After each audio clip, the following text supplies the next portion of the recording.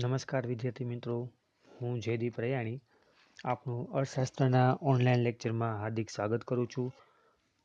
આપણે chapter number 4 bank અને નાણાકીય નીતિનું પ્રકરણ સ્ટાર્ટ કર્યું હતું. તેમાં આપણે મહત્ત્વના જે પોઈન્ટ છે તે પોઈન્ટનો આપણે ઉલ્લેખ કરી લીધો છે, જેમાં આપણે બેંકના કાર્યો, પછી મધ્યસ્થ બેંકના નાણાકીય કાર્યો, એમાં બિન નાણાકીય કાર્યો અને જે કહી શકાય નાણાકીય નીતિ, તેના પણ સાધનો, પરિમાણાત્મક અને ગુણાત્મક સાધનોની આપણે ચર્ચા કરેલ છે. દરેકના પોઈન્ટની આપણે વિગતવાર ચર્ચા કરેલ જ છે મિત્રો. આપ સૌને આ પાઠના દરેક મહત્ત્વના પોઈન્ટ છે એ સારી રીતના સમજાઈ ગયા હશે.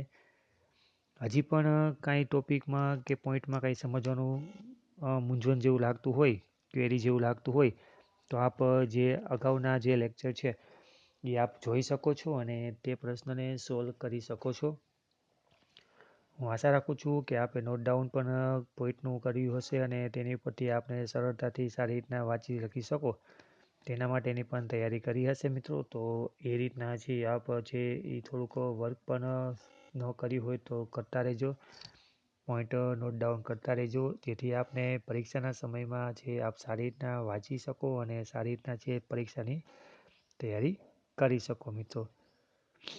આપણો મુખ્ય હેતુ એ જ છે કે આપણે પરીક્ષામાં દરેક પ્રશ્નના જવાબ સારી રીતના લખી શકીએ અને આપણે ઈચ્છા પ્રમાણેના જે માર્ક છે, સ્કોર છે એ આપણે કરી શકીએ. તો તેના માટે મિત્રો આપ સૌનો પણ સાથ જરૂરી છે, સહકાર જરૂરી છે. ફક્ત લેક્ચર જોવાથી જ, લેક્ચરને સાંભળવાથી જ આપણે સારી રીતના પાકું નહીં થઈ જાય મિત્રો. તો આપ છે એ થોડુંક લખાણ માટેની પ્રેક્ટિસ માટેનું પણ થોડુંક વર્ક કરજો. એવું લાગે તો પોઈન્ટનો સ્ક્રીનશોટ લઈને પણ આપ જે પોઈન્ટ લખીને તેને ડીપમાં છે વિગતવાર લખી શકો છો, અથવા મહત્ત્વના પોઈન્ટના જે લાઇન્સ હોય તે લાઇન લખીને પણ આપ પોઈન્ટને પાકો કરી શકો છો. જો આપને પોઈન્ટ પાકો થઈ જશે, પોઈન્ટના ક્રમ છે, હેડિંગ છે એ પાકા થઈ જશે, તો આપણે પોઈન્ટની અંદર ડીપમાં લખવામાં કંઈ વાંધો આવશે નહીં મિત્રો. તો આ રીતની મહેનત છે થોડીક કરતા રહેજો મિત્રો. આજે આપણે આ પાઠ નંબર 4માં જે લાસ્ટ કામ છે તે આજે આપણે પૂર્ણ કરવાના છીએ. જે લાસ્ટ ટોપિક છે MCQ, એક વાક્ય અને બે વાક્યના ક્વેશ્ચન, તેને આપણે આજે પૂર્ણ કરવાના છીએ. તો આપણો પાઠ છે અહીંયા કમ્પ્લીટ પૂર્ણ થઈ જશે. તો આ પાઠની દ્રષ્ટિએ આપણા માટે જેટલા માર્ક્સ છે એ માર્ક્સને આપણે કવર કરવા માટેની મહેનતનું કામ છે હવે તમારું સ્ટાર્ટ થઈ જાય છે મિત્રો. ટોટલ આપણો પાઠ છે 8 માર્ક્સનો હતો. તો એ પ્રમાણે આપ સૌ છે એ આના દરેક મહત્ત્વના 3 ક્વેશ્ચન જે પોઈન્ટવાળા છે, બરાબર છે, તે પ્રશ્નને ખાસ જોઈ લેજો મિત્રો અને તે પ્રમાણે એને વધુમાં વધુ સારી રીતના યાદ રાખી શકાય એના માટેના પ્રયત્નો પણ કરજો મિત્રો. આપણે જે સ્વાધ્યાયમાં જે અત્યારે લેવાના છીએ તેમાં આપણે કહી શકાય કે MCQ છે, એક વાક્યના છે અને બે વાક્યના ક્વેશ્ચન છે લેવાના છીએ. હજી એક પ્રશ્ન આપણે જે નોટ ડાઉન કરેલ નથી તેમાં તમને પરીક્ષામાં પૂછવું હોય તો પૂછી શકાય. ટેક્સ્ટ બુકના કહી શકાય સ્વાધ્યાયની અંદર પણ આપણે આપેલ છે કે વેપારી બેંક અને મધ્યસ્થ બેંક આપ જોઈ શકતા હશો. ક્વેશ્ચન નંબર 4 નીચેના પ્રશ્નોના મુદ્દાસર જવાબ આપો. જેમાં આપણે પ્રશ્ન પૂછવામાં આવ્યો છે કે વેપારી બેંક અને મધ્યસ્થ બેંક વચ્ચેના તફાવત જણાવો. તો એમાં વેપારી બેંક શું છે અને મધ્યસ્થ બેંક શું છે એ પ્રશ્નને પણ તમે સારી રીતના સમજાવી શકો છો.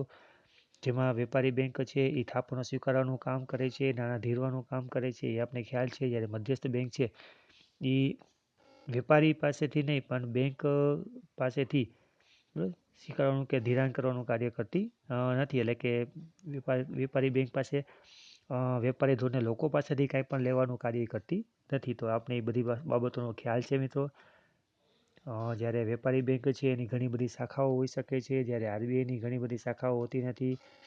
વેપારી બેંક છે એ પ્રાઇવેટ હોઈ શકે છે, સરકારી પણ હોઈ શકે. જ્યારે RBI છે એ ફક્ત સરકારની અથવા બેંકોની બેંક તરીકે ઓળખાય છે. તેમજ વેપારી બેંકો છે ચલણી નોટો છાપી શકતી નથી, જ્યારે રિઝર્વ બેંક છે, મધ્યસ્થ બેંક છે એ સ્થાપી શકે છે ચલણી નોટો. ત્યારબાદ ખાનગી માલિકીની પણ હોઈ શકે છે, જ્યારે ઓલી સરકારની માલિકીની જોવા મળે છે અથવા રાજ્યની માલિકીની હોય છે. વેપારી બેંકોની ઘણી બધી શાખાઓ હોઈ શકે છે, જ્યારે મધ્યસ્થ બેંકની શાખાઓ હોઈ શકતી નથી. બરાબર. વેપારી બેંકે રિઝર્વ બેંક એટલે મધ્યસ્થ બેંકના આદેશોનું પાલન કરવું પડે છે, જ્યારે મધ્યસ્થ બેંકે કાયદાનું પાલન કરવા માટેના પગલાં પણ લેવા પડે છે અને નવા કાયદા કાનૂન અથવા રૂલ્સ એન્ડ રેગ્યુલેશન પણ બહાર પાડવાના આવતા હોય છે અને વેપારી બેંક તેનું પાલન કરે છે કે નહીં તે જોવાનું પણ રહેતું હોય છે. તો આ રીતના આ પ્રશ્ન છે એ આપણે લખી શકીએ છીએ. ફક્ત તમારે કહી શકાય વેપારી બેંક અને મધ્યસ્થ બેંકની જે બાબતો છે જે બે વચ્ચેનો ડિફરન્સ છે એ તમારે નોટ ડાઉન કરવાનો છે. એટલા માટે આપ સરળતાથી લખી શકો છો. એટલા માટે આપણે આ પ્રશ્નને છે એ આપણે ધ્યાનમાં દોરવાનો પ્રયત્ન કરું છું કે આ પ્રશ્ન આ રીતના પૂછી શકાય છે. ત્યારબાદ જે આપણો ક્વેશ્ચન છે કહી શકાય વેપારી બેંકના જે પ્રકાર છે એ પ્રશ્નો આપણે ટેક્સ્ટ બુકમાંથી એટલે પરીક્ષાના અભ્યાસક્રમમાંથી આ વર્ષે કોર્સમાં છે નહીં. તો ખાસ એ ટોપિકને આપ છે ધ્યાનમાં લેતા નહીં. બાકીના દરેક પ્રશ્નો છે આપણે મોટાભાગના જોવાઈ ગયા છે. બરાબર છે. તો આ રીતના છે આપણું કામ છે. આ ચેપ્ટરનું મહત્ત્વનું કામ પૂરું થઈ ગયું છે. હવે આપણે જે છેલ્લું કામ છે પોઈન્ટનું એટલે કે MCQનું એક શોર્ટ માર્ક્સ માટેનું તો એ કામ આપણે પૂર્ણ કરીએ એટલે આપણે ચેપ્ટરને કમ્પ્લીટ અહીંયા આજે પૂર્ણ કરીશું મિત્રો. તો સૌપ્રથમ આપણે પહેલાં MCQનો વારો લઈએ. તો સ્વાધ્યાયના MCQ જે છે એમાં 1 બાય 1 આપણે MCQ પૂર્ણ કરીએ. તો MCQમાં સૌપ્રથમ MCQ છે તે 5 MCQને આપણે પહેલાં જવાબ આપવાનો કરીએ અને તેની પર વિશે આપણે ચર્ચા પણ કરીશું મિત્રો. તો પ્રથમ MCQ છે આપણા માટે સંસ્કૃત ભાષા પ્રમાણે બેંક શબ્દનો અર્થ શું થાય છે? તો સંસ્કૃત ભાષા પ્રમાણે અર્થ પૂછ્યો છે. નાણાંનો પુરવઠો થાય છે, મૂડીનો જથ્થો થશે, મૂડી રોકાણ થશે કે વ્યવસાય થશે. તો સંસ્કૃત ભાષા પ્રમાણે જે આપણો જવાબ છે એ મૂડીનો જથ્થો એટલે ખાસ યાદ રાખજો મિત્રો નાણાંનો પુરવઠો કહેવાશે નહીં પણ મૂડીનો જથ્થો. કારણ કે પુરવઠો છે ઓછો હોઈ શકે પણ જ્યારે જથ્થો છે એ ઓછો હોઈ શકતો નથી.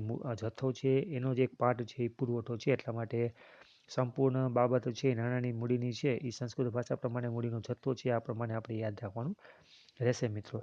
ત્યારબાદ બીજો MCQ છે જેમાં આપણે કહે છે કે ભારતમાં વેપારી બેંકમાં મોટે ભાગે કેટલા પ્રકારની થાપણો હોય છે? તો મોટાભાગની વેપારી બેંકમાં મોટે ભાગે જે થાપણો જોવા મળે છે એ મુખ્ય 3 હોય છે. આપણે થાપણોના પ્રકારમાં 4 જોયું હતું જે કે બચત, ચાલુ, પછી કહી શકાય રિકરિંગ અને જે કહી શકાય બચત, ચાલુ, રિકરિંગ અને હજી એક પ્રકાર જે આપણા માટે હતો તે પ્રકાર ટોટલ કરીને 4 પ્રકાર થતા હતા. તો એ 4 પ્રકાર છે એ 4માંથી આપણે 3 શું કામ એમ બરાબર. ફિક્સ ડિપોઝિટ છે એ ચોથું છે એ આપણા માટે છે બરાબર. પણ એમાં જ્યારે બચત અને ચાલુ કહી શકાય એ બંનેને અત્યારે એક જ લેવામાં આવે છે. બંનેનો પ્રકાર એક જ ગણવામાં આવે છે. કારણ કે એ બચત ચાલુ ખાતું કહી શકો અથવા બચત ખાતું કહી શકો બંનેને એક જ સ્વરૂપ એટલા માટે આપવામાં આવ્યું છે કારણ કે બંનેનું એક બીજાની પસંદગીનું ચોઈસ છે. બાકી રિકરિંગ છે એ મુદતી છે તમારે ફરજિયાત તમારી રીતના ખોલાવવું પડતું હોય છે. જ્યારે પણ તમે એકાઉન્ટ ખોલાવો ત્યારે તમારું બચત કે ચાલુ ખાતું બેમાંથી કોઈ પણ એક ખાતું તો ઓટોમેટિકલી ખુલતું જ હોય છે પણ તમારી ચોઈસ પ્રમાણે તમે પછી એમાં પસંદગી કરી શકો છો. તો એમાં તમને છે એ ફરજિયાત છે એ ઓપ્શન હોતો નથી. પણ જ્યારે રિકરિંગ ખાતું છે એ તમારી પસંદગી પ્રમાણે તમે અલગથી ખાતું ખોલાવી શકો છો. મુદતી ફિક્સ ડિપોઝિટ છે એ પણ અલગથી કરાવી શકો છો. એટલા માટે આપણે બચત અને ચાલુ ખાતું છે એને આપણે એક જ ગણશું અને જ્યારે રિકરિંગ અને ફિક્સ ડિપોઝિટ છે એને આપણે 2 અને 3 કરીને ટોટલ 3 પોઈન્ટ તરીકે ધ્યાનમાં લેશું મિત્રો. તો આપણા માટે મહત્ત્વના પોઈન્ટ 3 જ કહેવાશે બરાબર છે.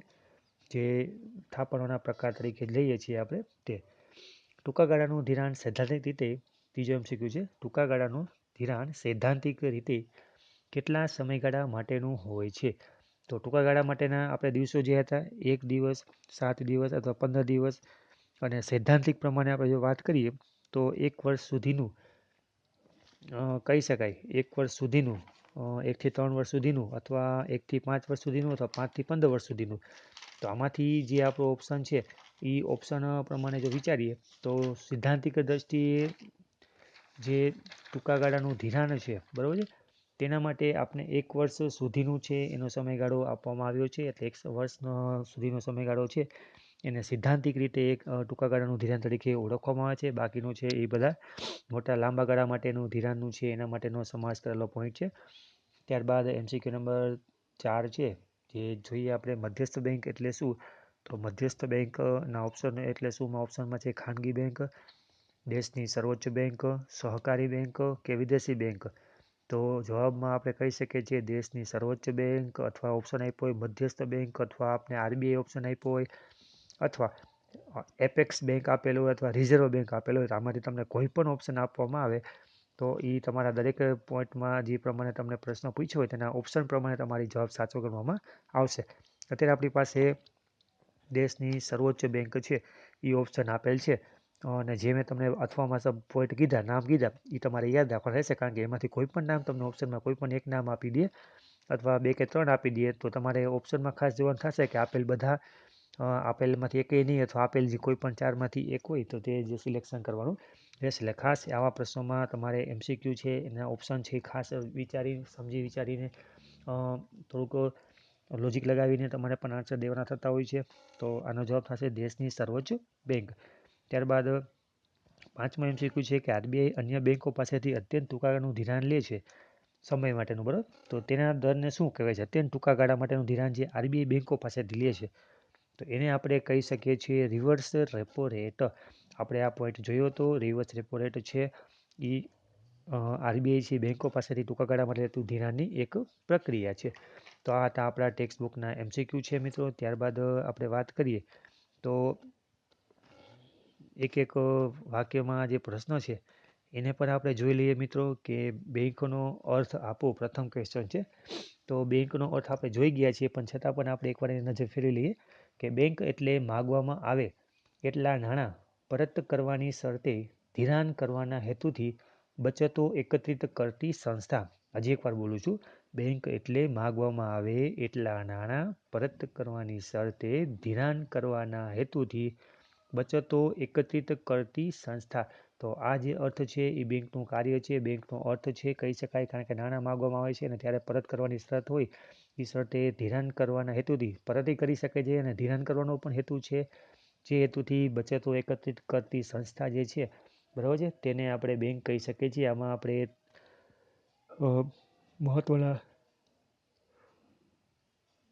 જે કાર્યો છે એ બેંકના અર્થમાં જ આપણે ખ્યાલ આવી જાય છે. કારણ કે બેંક એટલે માગવામાં જ્યારે આવે એટલા નાણાં પરત કરવાની શરત. નાણાં આપણે જ્યારે માગશું ત્યારે બેંક આપણે પાછા પરત પણ કરશે, અને એ પણ કેવી રીતના, તો કે ધિરાણ કરવાના હેતુથી પણ આપણે એ આપી શકે છે, અથવા આપણા નાણાં આપણે પાછા આપી શકે છે. અને સાથે સાથે આપણી બચતોને પણ એકત્રિત કરતી જે સંસ્થા છે તેને આપણે બેંક તરીકે ઓળખી શકીએ છીએ. તો આ પ્રથમ ક્વેશ્ચનનો જવાબ થશે. ત્યારબાદ વેપારી બેંકનો અર્થ જોઈએ આપણે, તો વેપારી બેંક એટલે એવી સંસ્થા જે બેન્કિંગ અંગેના વ્યવહારો કરે છે. વેપારી બેંકનો મતલબ આપણે જાણીએ તો વેપારી બેંક એટલે એવી સંસ્થા છે કે જે બેન્કિંગ અંગેના વ્યવહારો કરે. તો બેન્કિંગ અંગેના જે વ્યવહારો કરતી હોય, બેન્કિંગને લગતા જે વ્યવહારો કરતા હોય, જે આપણે અર્થ બેંકના અર્થમાં જોયું, જે માગવામાં ત્યારે નાણાં પરત કરવાની શરતે ધિરાણ કરવાના હેતુથી જે બચતો એકત્રિત કરતી જે સંસ્થા છે તે અંગેના જેટલા પણ વ્યવહાર બધી કરતી હોય તેને આપણે વેપારી બેંક કહી શકીએ છીએ. તો આ બીજાનો જવાબ થશે. ત્યારબાદ મધ્યસ્થ બેંકનો અર્થ પણ આપણે જોઈ લઈએ, કે પ્રજાના સામાન્ય હિત માટે અર્થતંત્રમાં નાણાંના જથ્થાના વિસ્તરણ અને સંકોચનની જવાબદારી સોંપવામાં આવી હોય તેવી સંસ્થાને આપણે મધ્યસ્થ બેંક કહી શકીએ છીએ.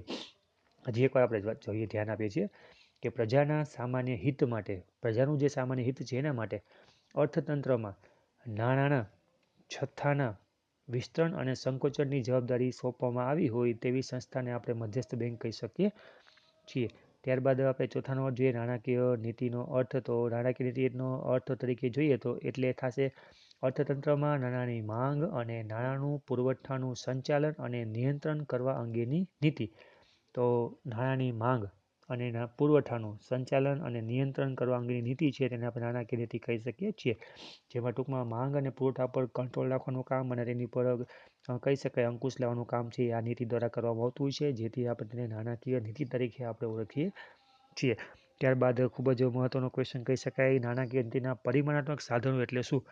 તો જે સાધનો સમગ્ર તંત્ર પર એક સરખી અથવા એક સમાન અસર પહોંચાડતા હોય તેવા સાધનોને આપણે નાણાકીય નીતિના પરિમાણાત્મક સાધનો કહી શકીએ છીએ.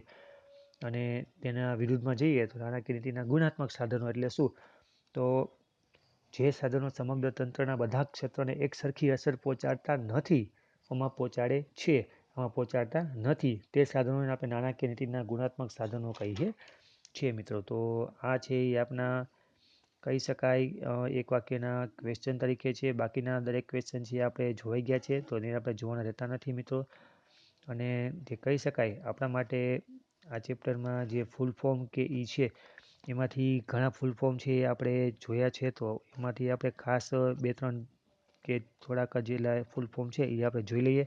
જેમ કે આપણે NEFT, તો બેંકનો એક શબ્દ છે. NEFT શું થશે તો કે national electronic fund transfer, national electronic fund transfer, આ NEFTનું ફૂલ ફોર્મ થશે. ત્યારબાદ RTGS, નાણાંની હેરફેર કરવા માટેનો નાણાકીય શબ્દ છે, અર્થશાસ્ત્રનો શબ્દ છે, અંગ્રેજી શબ્દ છે. જેમાં થશે real time gross settlement, real time gross settlement. ત્યારબાદ કોર,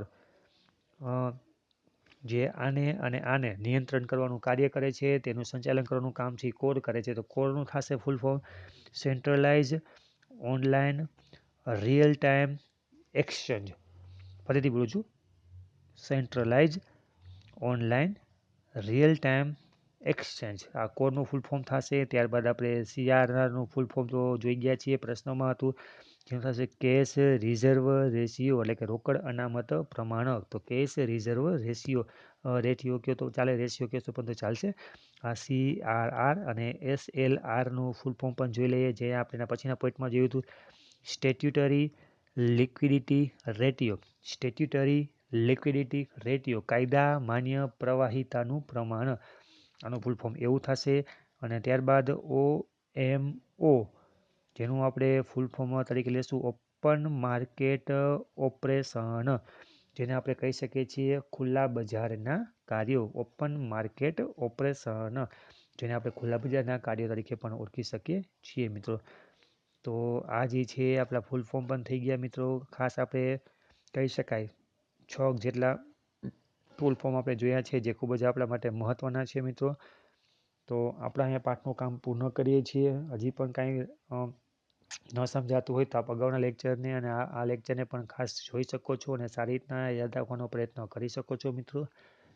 બને એટલું છે એ વધુમાં વધુ તમે સારી રીતના પાકું કરી શકો, એટલા માટે તમારે નોટ ડાઉન પણ કરતું રહેવું પડશે અને સાથે સાથે તમારે પોઈન્ટની યાદી પણ બનાવીને પોઈન્ટને રિવિઝન તરીકે પણ તમારે જોતું રહેવું પડશે. તો જ તમને સારી રીતના છે આ ટોપિક છે અને આ ચેપ્ટર છે આખું એ 8 માર્ક્સની દ્રષ્ટિએ તમે સારી રીતના કવર કરી શકશો મિત્રો. બાકી મિત્રો કાંઈ પણ ક્વેરી હોય તો આપ છે એ મને પૂછી પણ શકો. તો ક્વેશ્ચન મારા નંબર પર તમે કોન્ટેક્ટ કરી શકો છો, અથવા તમે આમાં ચેટ દ્વારા પણ મને કોમેન્ટ દ્વારા પણ જાણ કરી શકો છો મિત્રો. તો આપણે આજે આ ચેપ્ટરને પૂર્ણ કરીએ છીએ. કાંઈ પણ ન સમજાતું હોય તો એના માટે આપ મને જાણ કરી શકો છો મિત્રો. હવે પછી આપણે નેક્સ્ટ લેક્ચરમાં નવા ટોપિક સાથે, નવા ચેપ્ટર સાથે ફરીથી મળીશું મિત્રો. આવજો.